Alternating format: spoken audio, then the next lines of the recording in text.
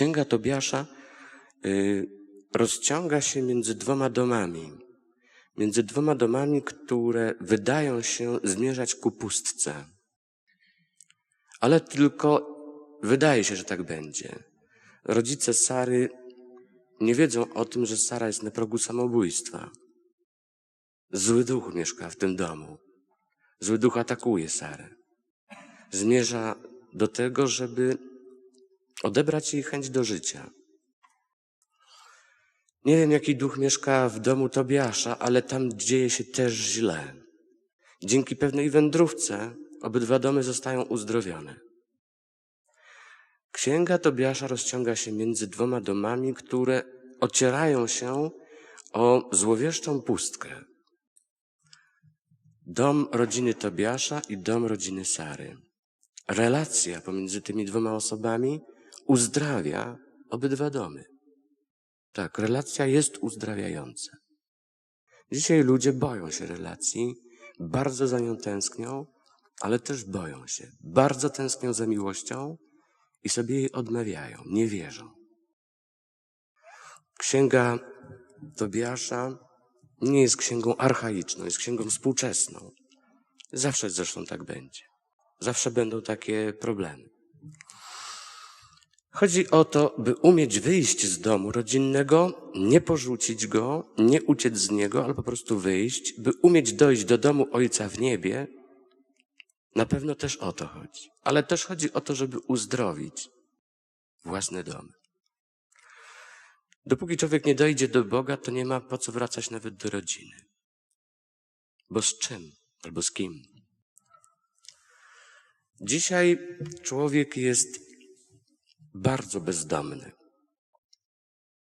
Wielu ludzi ma domy i czuje się bezdomnie.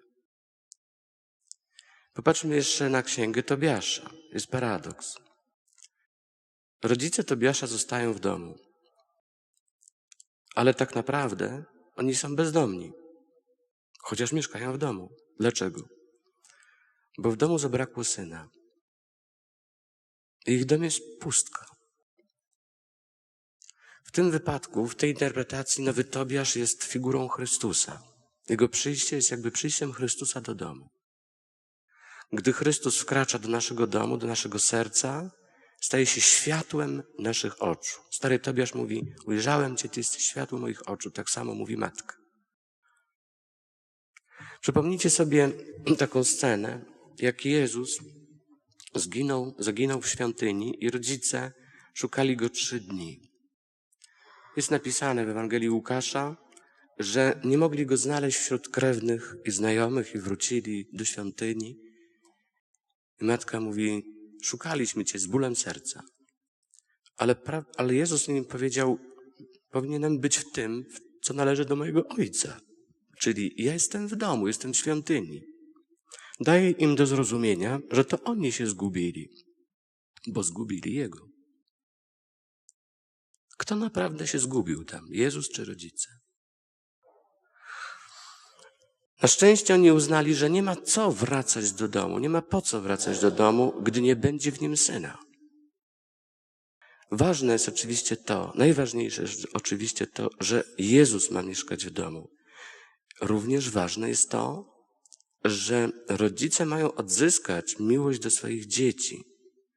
I to jest bardzo współczesny problem, bo z tym jest kłopot. Erich Fromm napisał o kondycji człowieka współczesnego takie słowa. Nowoczesny człowiek wyobcowuje się od siebie, od swoich bliźnich, od natury. Został przekształcony w towar, a swoje siły przekształcił w inwestycję, która musi przynieść zysk maksymalny. Chociaż każdy usiłuje być jak najbliżej innych, pozostaje samotny, przepełniony niepewnością, niepokojem i winą. Przypowieść o pustym domu, którą przeczytałem, do którego wraca 7 i właściwie 8 złych duchów, Jezus zaadresował każdemu z nas.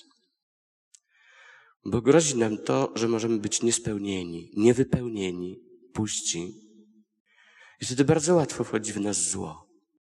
W samotności, w opuszczeniu, w izolacji, w zamknięciu. Jezus oczywiście nie mówił o domu z 4 ścian, z podłogi, z sufitem i tak dalej, z meblami. On mówi o naszym wnętrzu, które jest puste i wtedy czujemy się bezdomni i wtedy jesteśmy zagrożeni atakiem złych duchów. Pustka jest niebezpieczna. Kościół to przede wszystkim relacje. I dom też powinien się składać z relacji, nie z murów pomiędzy ludźmi.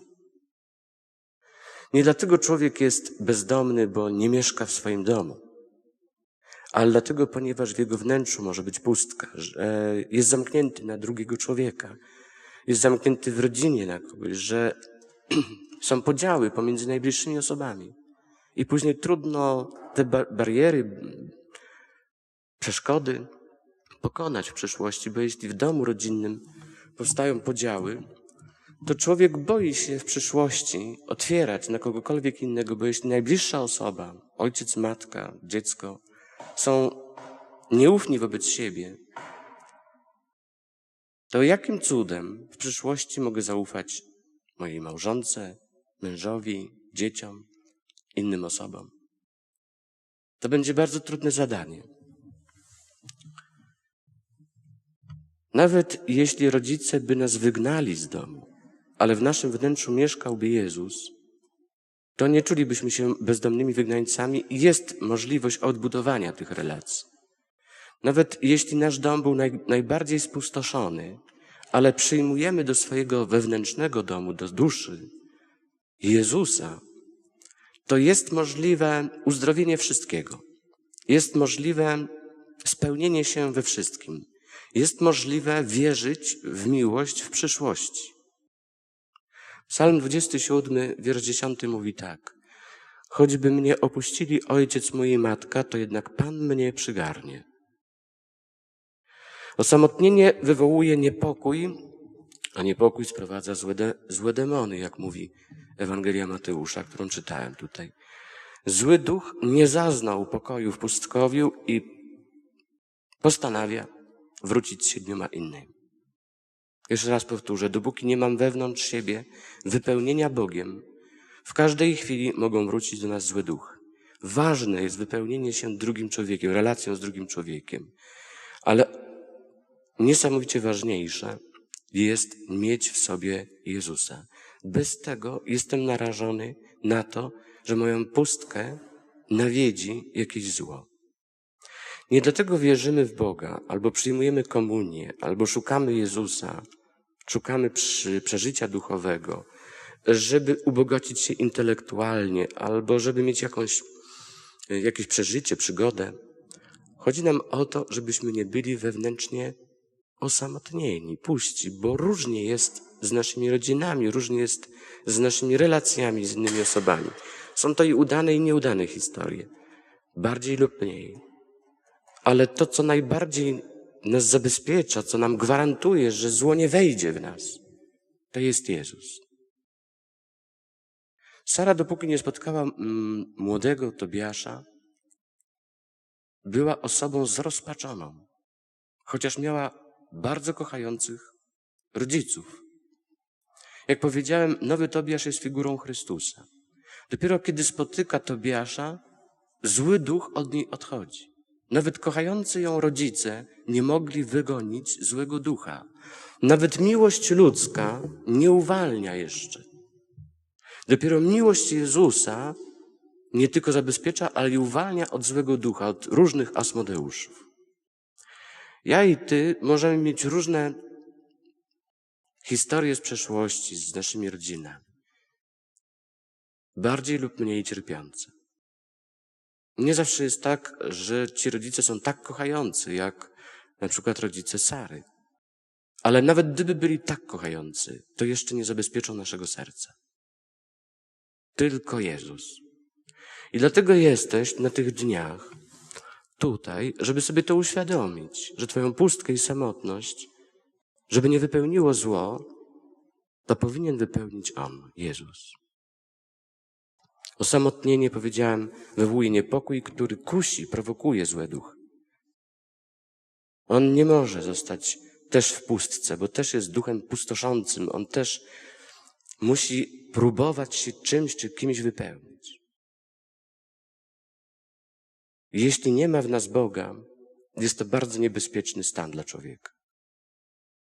Niepokój samotności.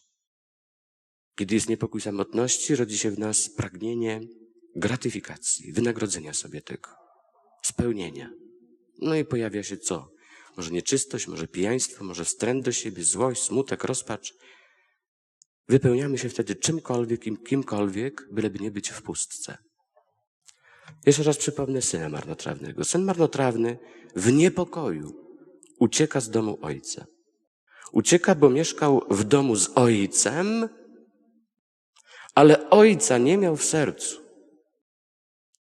Wiemy, że tutaj w tej przypowieści ojciec jest figurą samego Boga. Czyli ta relacja z Bogiem jest taka pozorna, ale nie jest wewnętrzna. I nam nie chodzi o to, żeby pozornie być religijnymi, żeby być niedzielnymi katolikami czy chrześcijanami. Bo wiemy dobrze, co to znaczy niedzielny malarz. To jest po prostu partacz. Chodzi o coś innego. Chodzi o to, żeby On w nas aż mieszkał. Nie tylko my, żebyśmy byli w kościele, ale żeby i On w naszej duszy znalazł świątynię. Kiedy syn marnotrawny wraca, doznaje pokoju i przebaczenia. Dlaczego? Bo nie tylko wraca do domu, bo w jego sercu nareszcie zamieszkał ojciec. On sobie uświadomił, kim jest dla niego ojciec. Kiedy był z daleka od ojca, jego życie było wypełnione świństwami. Pasł świnie. Drugi syn, jak pamiętacie, pozostał na polu, niespokojny, zły, zazdrosny, pełen zawiści. Owszem, mieszkał w domu z ojcem, ale w jego sercu nigdy nie było miejsca dla ojca. On nie zrozumiał tego. Żaden człowiek nie żyje w izolacji. Wszyscy mieszkamy w jakimś domu, ale czego jest symbolem każdy dom? No, wspólnego wewnętrznego zamieszkiwania. Nade wszystko Jezus, mówiąc o jakimkolwiek domu, to miał na myśli przede wszystkim ludzkie ciało. Mówi o świątyni swojego ciała na przykład. Ciało to jest również dusza w rozumieniu żydowskim. Nasze serce to jest swoiste tabernakulum. To jest namiot zamieszkiwania Ducha Bożego. Do nas należy troska o to, żeby tam nigdy nie było pustki. W momencie, kiedy się pojawia pustka, niepokój, trzeba tylko odliczyć czas, kiedy pojawią się złe duchy. W pustce nie da się żyć. Pusty żołądek potrzebuje pokarmu. Ludzie z głodu dopuszczają się strasznych rzeczy na przykład. Potrafią zjeść nawet własne dziecko. Czy głód serca nie powoduje, że też nawzajem się na przykład pożeramy? Tak. Jeśli w sercach, w rodzinie nie ma Boga, to nawet najbliższe sobie osoby, matka, ojciec, dziecko, potrafią się pożerać. Przyjrzyjmy się człowiekowi. Nasze życie człowieka jest umieszczone umownie w 7 przestrzeniach. Robię aluzję do tych 7 duchów z tej przypowieści Jezusa. Najgłębszą naszą przestrzenią jest serce, w którym skrywamy swoje, najogólniej mówiąc, myślenie. Nie mówię o sercu z ciała. Przestrzeń druga to jest myślenie i uczucia. Trzecia przestrzeń, wewnętrzna. W sercu rodzą się nastawienia do życia. 4. przestrzeń, czyli zasady naszego postępowania, które bezpośrednio wpływają na działanie. 5. przestrzeń. Następna przestrzeń to jest nasz dom rodzinny. Tu tworzą się relacje z najbliższymi osobami. I dalej wspólnota, to stado owiec, przynależności. I ostatnia przestrzeń to jest pasterz, Jezus Chrystus, Jego nauka, przykazania, wzór.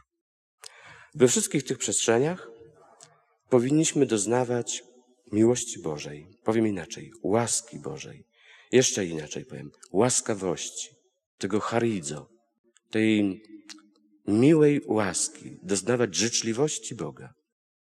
Ale nie tylko Boga, również ludzkiej życzliwości, ludzkiej miłości, ludzkiej bliskości, łaskawości. Brak takiej przychylnej miłości w tych przestrzeniach, w którejkolwiek z nich, może wpłynąć na nasze życiowe zwątpienie i wreszcie zgorzknienie.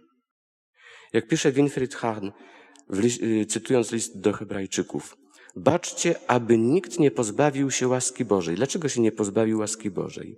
Czyli staraj się o to, żebyś się nie pozbawił miłości Boga. Dlaczego? Aby jakiś korzeń gorzki, który rośnie w górę, wyobrażacie sobie, że korzeń rośnie w górę, nie spowodował zamieszania, a przez to nie skalali się inni. Z tego tekstu, jak mówi Winfried Hahn, czyli kiedy człowiek się pozbawia łaskawości Bożej, sam decyduje o tym, że się odetnie od Boga, od doznawania miłości Bożej, łaskawości Bożej, życzliwości Bożej, to może doprowadzić siebie do tego, że stanie się gorzkim korzeniem, które rośnie w górę i sieje zamieszanie wokoło. Czyli doprowadza się do skorzknienia życiowego, a w sercu człowieka rośnie zatruty korzeń żalu i złości. Jeśli doznawanie miłości ludzkiej od drugiego człowieka jest czymś dobrym i przyjemnym, daje nam bezpieczeństwo, pokój, akceptację, cenimy się wtedy, inaczej w ogóle przeżywamy nasze życie, to jak bardzo jest ważne dla nas doznawanie takiej miłości od Boga. Jeśli brak doznawania miłości od człowieka może doprowadzić, że człowiek jest zgorzkniały, zamknięty, nienawidzi siebie, nie wie po co żyje, nie chce mu się żyć, to jeśli doprowadzimy do braku miłości Boga, decydując się na to, że żyjemy bez Niego, to nasze życie tym bardziej będzie gorzkie i pełne zniechęcenia. Tak, w sercu wyrośnie wtedy korzeń żalu i złości. Grecki język ów gorzki korzeń nazywa, z tego listu do Hebrajczyków, rhiza pikrias. Hepikria po grecku to jest gorycz, cierpkość, złość, bycie przykrym. Żeby to zrozumieć, trzeba nam spojrzeć na obraz ewangeliczny, który opisuje Łukasz w 22 rozdziale. Posłuchajcie. Po upływie prawie godziny jeszcze ktoś inny począł zawzięcie twierdzić. Na pewno i ten był razem z nim. Jest przecież Galilejczykiem. Piotr zaś rzekł, człowieku, nie wiem, co mówisz. I w tej chwili, gdy on jeszcze mówił, kogut zapiał. A Pan obrócił się i spojrzał na Piotra. Wspomniał Piotr na słowo Pana, jak mu powiedział, dziś, zanim kogut zapieje, 3 razy się mnie wyprzesz. I teraz uwaga. Wyszedł na zewnątrz i gorzko zapłakał. Widzimy tu idealną ilustrację tego, co ja cytowałem z listu do Hebrajczyków. Piotr pozbawia się miłości Jezusa i wychodzi na zewnątrz i wchodzi w gorycz i w płacz. Kiedy my odchodzimy od Jezusa, pozostaje nam tylko gorzki płacz. Rozstanie między rodzicami, na przykład rozwód, odejście ojca, matki, w ogóle pozbawienie się rodziny jest tragedią, czasem depresją dla człowieka. Jaką depresją jest, kiedy człowiek postanawia żyć bez Boga? Tak tylko trochę z Bogiem. Tak sobie mieszka w domu jak syn marnotrawny albo ten drugi syn, ale w jego sercu nie mieszka Bóg. Jak gorzkie musi być wtedy życie, nie?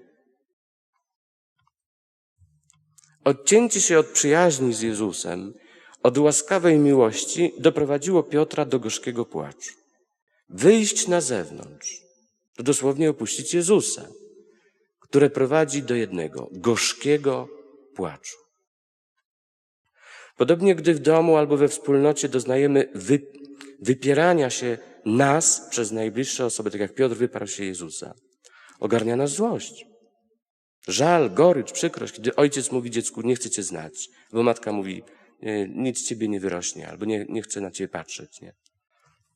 W ludzkim sercu może powstać wtedy gorycz, żal i wreszcie złość. Wielkim bólem jest brak doznawania przychylnej miłości od rodziców. Wtedy nawet na Boga, na Jezusa możemy nie być zdolni patrzeć z zaufaniem. Stajemy się zrezygnowani, rozczarowani i zgorzkniali. W naszym sercu, jak tu mówili do Hebrajczyków, rośnie gorzki korzeń z miesiąca na miesiąc, z roku na rok. Zgorzknienie. Może nawet o 7 konarach, o 7 gałęziach ogromnych, jak to 7 złych duchów, czy 8 nawet. To jest wielkie rozgałęzienie goryczy. Wtedy w przestrzeni postaw pojawiają się, wiecie co? Wymagania. Taki człowiek wtedy żyje pretensjami, roszczeniami, wymaganiami, ma wyrzuty ciągle do kogoś, jest dokuczliwy, złośliwy, utyskuje, obmawia, posądza. Widzimy więc, że ten człowiek nie doznawał życzliwej miłości, dlatego się tak zachowuje. W działaniu ktoś staje się już agresywny, izolujący się, albo szuka substytutów miłości. Pornografii, objadania się, upijania, wpadania w pracoholizm. Pojawiają się obsesyjne czy kompulsywne zachowania. Człowiek panicznie nie może znieść swojej pustki, swojej goryczy i czymkolwiek próbuje się pocieszyć. Gorzki korzeń, jego wewnętrzny gorzki korzeń razi innych i dobija jego samego. Jesteśmy powołani, by troszczyć się wzajemnie o siebie, obdarowując się przede wszystkim łaską Boga. Miłość ludzka, zwykła, naturalna miłość jest bardzo ważna. A łaska Boga nie? Miłość Boga, łaskawa miłość Boga jest miłością przychylną, przebaczającą, ale ona zdecydowanie najważniejsza jest w tworzeniu naszego świata pełnego pokoju. Ona przede wszystkim zabezpiecza nas. Każde dobre słowo wypowiedziane w miłości może być prezentem. Każde uczucie powinno być jak opatrunek. Tylko łaska Boga może cokolwiek w nas naprawdę zmienić. Potrzebujemy się wzmacniać łaską.